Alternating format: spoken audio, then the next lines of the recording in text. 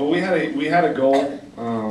You know, they told me that they wanted to get this done so that we could present it before the end of the season, and I wanted the same thing. I wanted to, you know, I like it here. I don't, you know, I want to be a loyal and give my all to the Giants, and I was, you know, obviously wanting to make that happen if at all possible in fairness, and I believe it was everything played out. But really, I would like to thank, I didn't get the opportunity, I got too carried away with my initial speech to say thanks to a lot of people. First of all, Larry and Bobby and my agency for the negotiations that they put through and went through.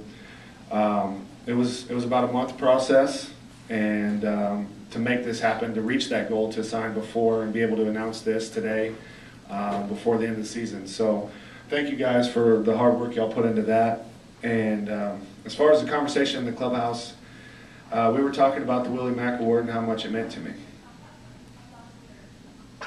Thank you.